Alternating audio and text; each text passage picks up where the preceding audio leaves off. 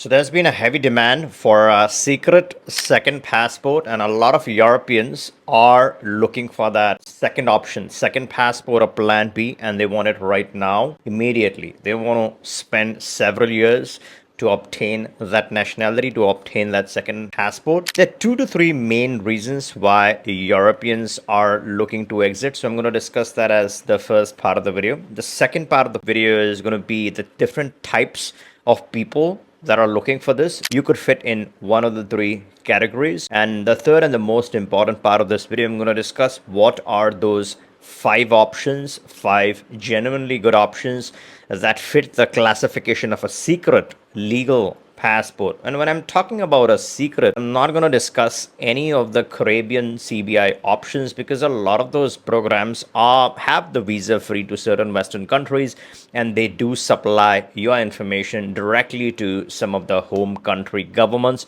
I'm not saying all the Caribbean options are trash, but some of those programs, it absolutely makes sense to better stay away from doing any of that because that's not a plan B.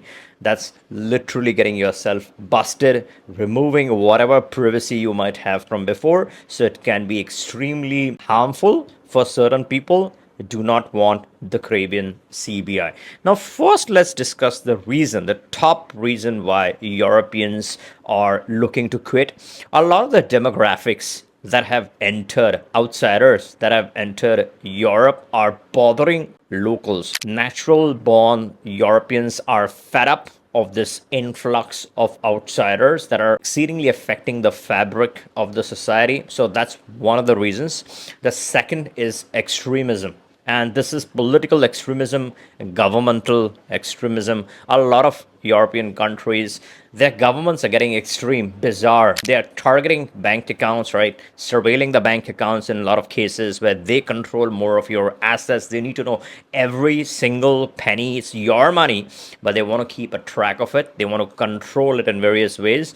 So that's one of the problems. Second is the tax reporting and the compliance burden. It's so excruciating that by the time you start doing all of that, it adds a lot of stress. It's not that you're doing anything illegal, it's not that you're doing anything wrong. Simply the burden that's put on you and the penalties for any minor mistakes that's put on you is catastrophic. You really can't come out of it in a lot of cases, so you don't want to deal with it, and that could be one of the big reasons why you're looking for a switch. And there are a ton of other miscellaneous reasons like the quality of life, the education system, the quality of healthcare. A lot of those things have gone down. The expenses have gone up, the quality has gone down, and a lot of people see this trend to continue in future, and that is where they want a second option where they can start a second life, a plan B life somewhere else. And that's where I would like to discuss 3 type of people that are in this situation. One is Europeans who want just an insurance policy.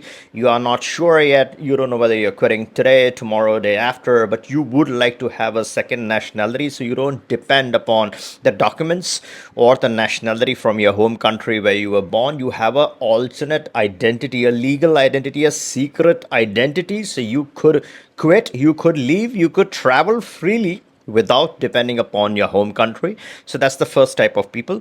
The second type of people are people who are in between, right? They want a second nationality, they want to strike a residency that should not depend on the primary nationality. They want the layering solution in place, and this is where a lot of you guys watching, a lot of my viewers, they love layering. This is a concept that I've been talking about a lot, right? And when I talk about these concepts, none of these are immigration, legal, tax, or finance advice. You should always consult with an attorney or the legal professional to verify your strategy and then do what you got to do. Now, this in between category are people who want to slowly start working towards a quality plan B passport, that interim passport, right, that eventually they would like to collect, but they can't get it right now because those plan B countries aren't distributing or selling their passports. It takes time, it takes some wait period. There are flexible residency options that could yield strong passports by spending just the right amount of time in those jurisdictions.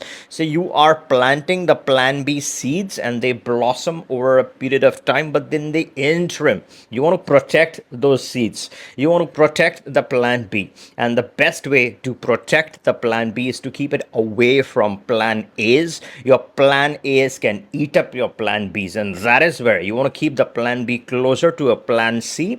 And plan C is that alternate secret legal identity or nationality or passport that we are talking about. So that's the second category of people. The third category of people are absolutely fed up. They're done. They just want to move. They want to keep the nationality. They want to keep the passport, but they want to add the second nationality. Grab the plan B residency because they are flexible residencies, not just one residency, multiple residencies across the globe, ideally one in each continent. That provides flexibility and freedom of movement across a region, right? Certain passports will give you that, and certain residencies will also give you that. For example, a Canadian PR gives you visa-free access to a bunch of countries. The US green card gives you access to a bunch of countries, 20, 30 countries, visa-free.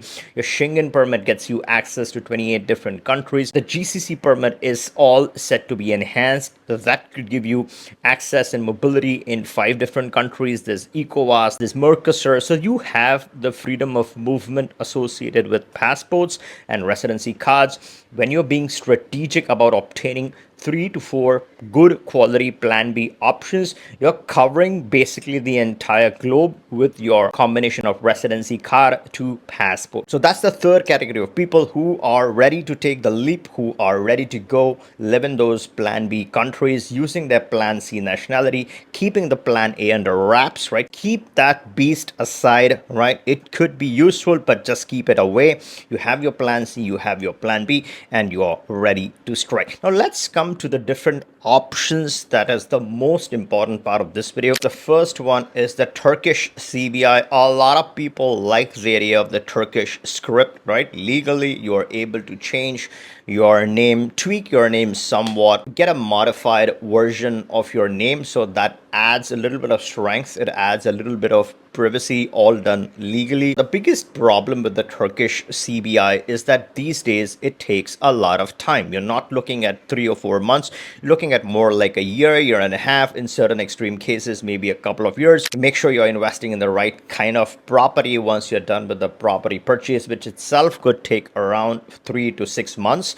Then you're starting a citizenship process, let's say a year and a half to be realistic. In a couple of years, then you can acquire the Turkish nationality. Now, there are natural residency options where you can still strike the similar citizenship in 2 years. You don't have to do any investment. So in that sense, is this an expensive program for what it offers? Yes, I think this is an extremely expensive program. Now, if the citizenship was directly tied to the property, meaning you got a soft approval, then you purchased the property, and then you got the citizenship immediately, I think then it would have made sense. But because the real estate is not attached to the citizenship, you first just purchase the real estate and then you may qualify for citizenship. I personally feel that that's a bit of a loose process, and that's where a lot of uncertainty, confusion, and chaos happens. And in today's times, in 2025, in August, I don't think this is the most popular program. Nonetheless, we do have to talk about this because this is an option.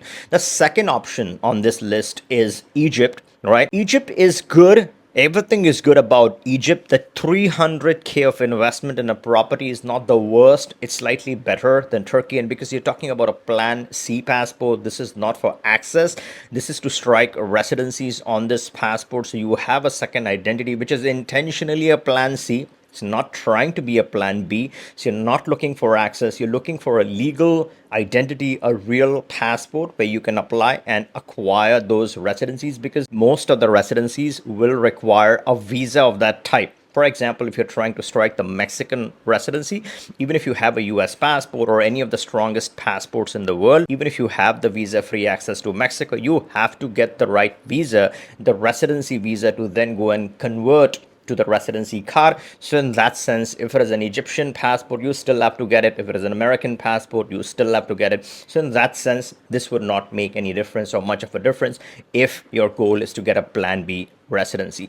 The only thing, the main thing I would say about Egypt that I do not like is that they ask for your last 5 years of travel history. Now, there might not be any problem to give that, there's not an issue. But the fact that they want to know where you have traveled over the last 5 years could be a deal breaker for a lot of people. A lot of people have 2 or 3 passports, they're trying to, strike different combinations, they've traveled to different locations. And if Egypt is going to aggregate all that data, and there's no reason why they would even want to do that, they're selling a citizenship, and that is not the level of information that they should be collecting. Again, this is not immigration or legal advice, it's just my opinion. I think that's a bit intrusive. So for that reason, this is an option. People do consider this, but this is not one of the best options.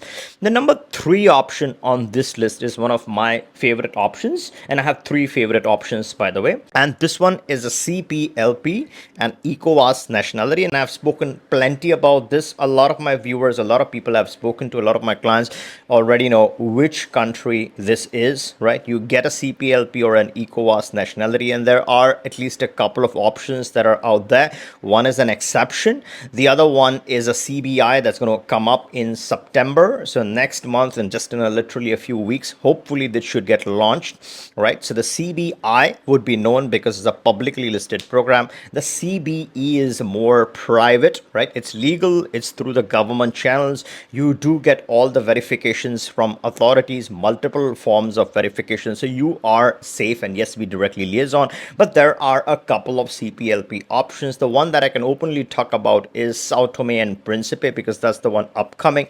The other exceptional program is in the similar price range, but that's more exception. And at any point in time you are interested in any of these programs that I'm talking about, we do have attorneys that specialize in obtaining these options at record speeds. You can always click the link, book a call, and we can have that discussion. The CPLP and ECOWAS option that I keep talking about is a 3 to 4 week process. Yes, you would get all your documentation in 3 to 4 weeks. That's the time it would take. So it's a lightning fast private option, a legal option that could serve you well, and that opens up ECOWAS, as I said, 13 strategically important countries in West Africa, and it also is a CPLP country. Again, you got to use this with responsibility. You got to check with respective immigration of those countries. I'm talking about specific advantages in Brazil, including fast track, 1 year fast track naturalization option, and a Portugal benefit, CPLP, language, potential language waiver,